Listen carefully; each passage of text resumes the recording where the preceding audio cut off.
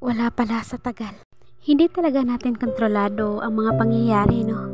Kasi kahit gaano mo pa kagusto at kamahal ang isang tao, di ibig sabihin nun na siya na talaga ang para sa'yo. Kagaya nating dalawa, umpisa pa lang sigurado naman tayo sa isa't isa.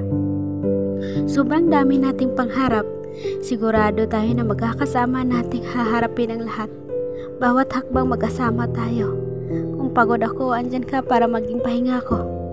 Kung umaayaw ka na, ako naman ang nagpapaalala sa'yo na huwag sumuko. Di man perpekto ang relasyon natin, pero ginawa natin ang lahat. Walang nagkulang, sinubukan natin maging sobra pa sa sapat. Nagkasakitan man, pero pinilit nating magkapatawaran at ipagpatuloy ang ating nasimulan. Pero di pala talaga kayang ayusin kung di naman para sa atin. Kahit pilitin pa, kung di para sa'yo, hindi talaga. Kahit tayo nagulat na umabot tayo sa ganito. Nagkaroon na ng dulo ang kwentong ating binuo. Sino ba kasi mag-aakala na ito ang ating kahinatnan? Sino ba mag-aakala na ang paghahawak natin sa isa't isa ay atin din palang bibitawan?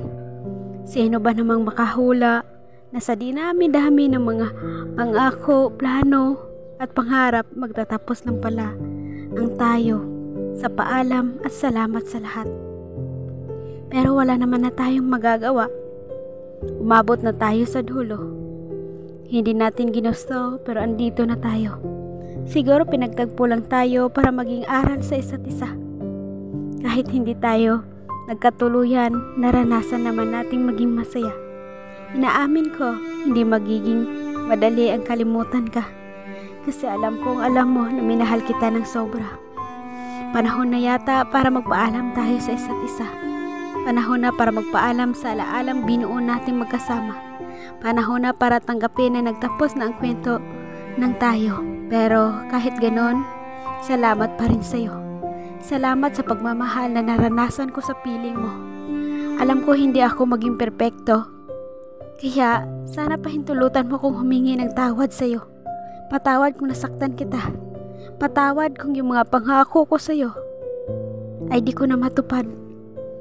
Hindi kita makakalimutan.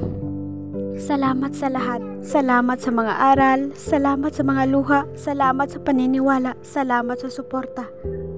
Patawad, paalam at salamat sa lahat.